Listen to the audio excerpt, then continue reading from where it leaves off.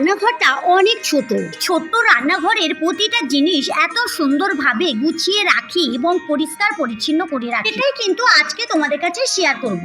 High guys, আসসালামু আলাইকুম, welcome my hobby house blog channel. Jyoti আজকে আরো একটা নতুন ভিডিও নিয়ে তোমাদের কাছে চলে এসেছি। আশা করি এই ভিডিওটা দেখতে খুব ভালো লাগবে। ভিডিওটা পুরো দেখার জন্য অনুরোধ রইল। এখানে কিন্তু আমার রান্না বান্না সব কমপ্লিট। চলে এসেছি রান্নাঘরটা পরিষ্কার পরিচ্ছন্ন করার জন্য, আর তোমাদের কাছেও শেয়ার করব। এখানে দেখো বন্ধুরা, আমার বেসিনের অবস্থা অনেক খারাপ। আমি দুদিন বাড়ি ছিলাম না, আর এই বেসিনটা স্টিলের তো, তার কারণে এরকম একটা ওই পানির ছাপ পড়ে গেছে। বেসিনটাকে একদম নতুনের মতো ঝকঝকে চকচকে করে দেওয়ার জন্য আমি এখানে কিছু টিপস তোমাদের কাছে শেয়ার করছি। বেসিনের এই যে ছিদ্রটা রয়েছে, এখানে প্রথমেই আমি একটু বেকিং সোডা দিয়ে দিয়েছি, তারপরে এখানে আমি কিছু নুন ছড়িয়ে দিয়েছি, আর এখানে দেখো বন্ধুরা একটু ওই ভিনিগার দিয়ে দিচ্ছি। এগুলো দেওয়ার কিছুক্ষণ পর আমি এখানে একটু উষু গরম পানি দিয়ে দেব। পানিটা দেওয়ার কারণ হচ্ছে বেসিনের যে পাইপে আমরা যে মাছ মাংস থালা বাসন সবকিছু ধুই, সেগুলো আটকে থাকে, এটা দিয়ে চলে যাবে। এটা দেওয়ার পর কিছুক্ষণ এরকম রেখে দেবো। টিপসটা তোমাদের কাছে এবারে শেয়ার করছি। এখানে দেখো চুলার উপরে আমি একটা জায়গাতে কিছু পানি গরম করে নিচ্ছি। এটা গরম হয়ে গেছে, আমি চুলাটা বন্ধ করে দিয়েছি। এখানে দিয়ে দিচ্ছি একটু বেকিং সোডা, তারপরে দিয়ে দেবো একটু ভিনিগার, আর এখানে দিয়ে দেবো একটু ডিটারজেন্ট পাউডার। যে কোনো ডিটারজেন্ট নিলেই হবে। রান্নাঘরে যখন রান্না করি আমাদের হাতের কাছে কিন্তু অনেক রকম কাপড়ের দরকার লাগে, বা হাত মোচা বলো, বেসিন মোচা, সিলাপ মোচা, চুলো মোচা, ওয়াল মোচা, সবকিছুর জন্য অনেক কটা কিন্তু কাপড়ের প্রয়োজন। আমি তো অনেক কটাই রেখে দিই, তোমরা কি কিরকম রাখো আমি জানি না, তবে আমার রান্নাঘরে অনেকটাই কাপড় থাকে। রান্না করার কারণে আমাদের হাতগুলো যখন এই কাপড়ে মুছি, তখন কাপড়গুলো কিন্তু অনেক চিটচিটে তেল তেলে ভাব থাকে। তার কারণে এগুলো যদি এইভাবে ধোয়া হয় একদম পরিষ্কার ফ্রেশ হয়ে যাবে। এগুলো কাপড় গরম পানিতে দিয়ে কিছুক্ষণ রেখে দেবো। এখন চলে এসেছি বেসিনের কাছে, আর এখানে দেখো একটা মাজনা নিয়ে নিয়েছি। এই মাজনা দিয়ে আমি একটু পানি দিয়ে বেসিনটাকে একটু ঘষবো।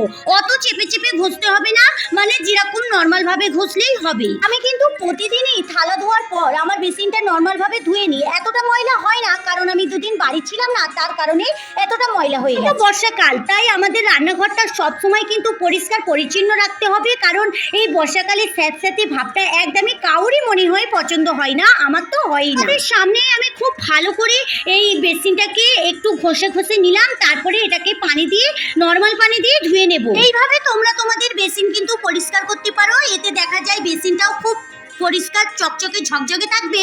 আর বেসিনের পাইপ অনেক সময় জাম হয়ে যায়, পানি যেতে চায় না, তার কারণে কিন্তু পানিটাও খুব ভালোভাবে চলে যাবে। আমি কিন্তু আমার ছোট্ট রান্নাঘরটা ডিপ ক্লিন করছি না। দুদিন বাড়ি না থাকার কারণে আমার রান্নাঘরটা একটু তেল চিটচিটে আর একটু স্যাঁতস্যাঁতে ভাব হয়ে গেছে, তার কারণে আজকে একটু পরিষ্কার পরিচ্ছন্ন করছি। বন্ধুরা তোমরা দেখতেই পেলে, তোমাদের সামনে আমি বেসিনটা খুব ভালো করে পরিষ্কার করে নিলাম। এবারে চলে এসেছে 3 নম্বর টিপসে। আর দেখো বন্ধুরা, রান্নাঘর করার পর সবারই কিন্তু চুলার উপরে এরকম তেল মশলা, তারপরে ভাত করলে ভাতের ফ্যান সবকিছুই পরে এরকম কালো মিশমিশে হয়ে যায়। এগুলো পরিষ্কার করার খুব ভালো সহজ একটা টিপস তোমাদের কাছে শেয়ার করছি, আশা করি তোমাদের খুব ভালো লাগবে। প্রথমে আমি চুলা থেকে এগুলো তুলে নিচ্ছি। দেখো বন্ধুরা, আমার চুলাটা অনেক নোংরা হয়ে গেছে, আর এখানে একটু নুন ছড়িয়ে দিলাম। চুলাটা পরিষ্কার করার জন্য বেশি কিছু উপকরণ লাগবে না, শুধু একটু নুন আর এখানে একটু ভিনিগার দিয়ে আর একটা ওই মাজনা নিয়ে আমি পুরো চুলার চারিপাশে মানে লাগিয়ে দিচ্ছি প্রথমে হাত দিয়ে। আমার ভিডিওটা এই পর্যন্ত দেখলে কিন্তু একটা লাইক দিতে ভুলে গিয়েছো, প্লিজ একটা লাইক দিয়ে ভিডিওটা কন্টিনিউ করতে থাকবে। তোমরা যদি আমার নতুন বন্ধু হয়ে থাকো, আজকের ভিডিওটা প্রথম দেখছো, তাহলে চ্যানেলটা সাবস্ক্রাইব করে পাশে থাকতে পারো। আর ভিডিওটার কোনো অংশে যদি তোমাদের ভালো লেগে যায়, তাহলে কমেন্ট করতে একদম ভুলবে না। এখানে তোমরা দেখতেই পেলে আমি এখানে অন্য কিছু দিইনি, সামান্য একটু নুন, যে নুন আমরা রান্না করি ওই নুন, আর একটু ভিনিগার দিয়ে চুলার চারিপাশে ভালো করে মাখিয়ে নিয়ে, আর এখানে দেখো একটা প্লেন কাপড়টা ভিজিয়ে একটু মুছে নিচ্ছি। দেখো আমার চুলাটা অনেক পরিষ্কার হয়ে যাচ্ছে, আর নুন দেওয়ার কারণে রান্নাঘরে অনেক সময় মশা মাছি আরো অনেক রকমের পোকা থাকে, সেগুলো কিন্তু একদমই আসবে না। ঘরের আশেপাশে যে ছোট ছোট র্যাক আছে, ওগুলোকে নামিয়ে পুরো রান্নাঘরটাকে আমি ডিপ ক্লিন করি সপ্তাহে একদিন। প্রতিদিন কিন্তু আমি রান্নার শেষে আমার এই রান্নাঘরের ছোট ছোট এই কাজগুলো আমি করি, কারণে আমার এই ছোট্ট রান্নাঘরটা এত পরিষ্কার পরিচ্ছন্ন থাকে সব সময়। ছোট হোক বা বড়, এটা কোনো ব্যাপার না। ব্যাপার হচ্ছে নিজে যদি রান্নাঘরটা সব সময় পরিষ্কার পরিচ্ছন্ন করে রাখতে পারে, এটা পরিষ্কার করতে পারবে, সে ছোট রান্নাঘর হলেও পরিষ্কার করতে পারে। আর বড় রান্নাঘর হলেও পরিষ্কার করতে পারবে। এটা হলো যে যার নিজের উপরে ভরসা। এখানে বেসিনের উপরে আমি এই চুলোর ঝিকগুলোকে ধুয়ে নিচ্ছি। এগুলো আজকে ওই নর্মাল সার্ফ দিয়েই ধুয়ে নেব। আজকে তেমন কিছু করব না, কারণ আজকে অনেকটা লেট হয়ে গেছে।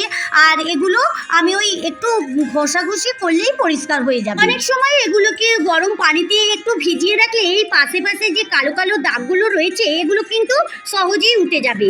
আজকে তেমন কিছু করলাম না, কারণ আজকে লেট হয়ে যাচ্ছে, এখনো রান্নাঘরের কিছু কাজ বাকি রয়েছে। আমি নর্মাল ভাবে ধুচ্ছি, এতেই দেখো আমার এই ঝিকগুলো কি পরিষ্কার পরিচ্ছন্ন হয়ে গেছে। আমি প্রতিদিনের কাজ প্রতিদিনই করে থাকি, তাই আমার কিন্তু রান্নাঘরটা অত নোংরা হয় না। বাড়িতে ছিলাম না বলেই এতটা নোংরা হয়েছে, আর তোমাদের কাছেও ভাবলাম শেয়ার করে দিই। এখন চলে এসেছে টিপস নাম্বার 4। আর এখানে দেখো রান্নাঘরের যে দেয়ালটা রয়েছে চুলোর উপরে, ওই দেয়ালটা কিন্তু প্রতিদিনই নর্মাল পানি দিয়ে পরিষ্কার করলে এই দেয়ালটা খুব ভালো করে পরিষ্কার থাকে। দেয়ালটা প্রতিদিনই নর্মাল পানি দিয়ে আমি পরিষ্কার করি, যখন ডিপ ক্লিন করি তখন একটা লিকুইড বানিয়ে নিই। প্রতিদিন রান্না করার পর চুলার আশেপাশে যেখানে যেখানে ছোট ছোট জায়গা ফাঁকা রয়েছে ওগুলো কিন্তু প্রতিদিন এইভাবে মোছামুছি করলে ওগুলো সব সময় পরিষ্কার থাকে। প্রতিদিন যখন রান্না করি তখন আমাদের হাত থেকে তাড়াতাড়ি করতে গেলে তেল মশলা কিছু না কিছু আশেপাশে পড়েই যায়, তাই সেগুলো পড়ে থাকলে একদিন দুদিন পার হয়ে গেলে পোকা মাকড় অনেক কিছুই হতে পারে। তার কারণে আমরা প্রতিদিন রান্না করার পর এই রান্নাঘরগুলোকে এরম ভাবে পরিষ্কার করে মুছে নিই। এগুলো করতে কিন্তু বেশিক্ষণ টাইম লাগে না, হাতে ওই 10 থেকে 15 মিনিট রেখে দিলেই হবে। প্রতিদিন যখন আমরা প্রতিদিনের কাজ করব তখন কিন্তু অতটা নোংরাও হয় না আর অতটা পরিষ্কার করতে কষ্টও হয়, তাই আমি প্রতিদিনের কাজ প্রতিদিনই করে নিই। আমি যখন ডিপ ক্লিন করি তখন এই পাশে পাশে যে জায়গাগুলো রয়েছে তেল মশলা রাখার এগুলোকেও ভালো করে মুছে নিই। ভিতরে যেগুলো রয়েছে ওগুলো থাকে বাইরের দিক থেকে মুছে নিই। কেউ অত কিছু মুছছি না, আজকে শুধু তেলের জারগুলোই মুছে নিলাম। তাই প্রতিদিনের কাজ যদি প্রতিদিন করা হয় এটাই ভালো। আর আমাদের সংসারে শুধু রান্নাঘরেই কাজ থাকে এমন না, আমাদের আরো বাড়িতে অনেক কাজ থাকে। আমি প্রথমেই যে গরম পানি দিয়ে কাপড়গুলো ভিজু রেখেছিলাম সেই কাপড়গুলো এবারে ধুয়ে নিচ্ছি। গরম পানি দিয়ে ভিজু রেখেছিলাম ওটা কিন্তু একবার ধোয়া আমার হয়ে গেছে, আবারও নর্মাল পানিতে একটু সার্ফ নিয়ে ভালো করে ঘষে ঘষে ধুয়ে নিচ্ছি। কারণ এখন বর্ষাকালের কারণে জানালা দিয়ে যদি বৃষ্টির পানি আমাদের রান্নাঘরের মধ্যে ঢুকতে পারে, সেই পানি দিয়ে হয়তো মোছামুছি করলে বর্ষার পানি একটু স্যাঁতস্যাঁতে ভাবটা বেশি থাকে। আজকের ভিডিওটা তোমাদের কেমন লাগলো অবশ্যই কমেন্ট বক্সে জানাবে।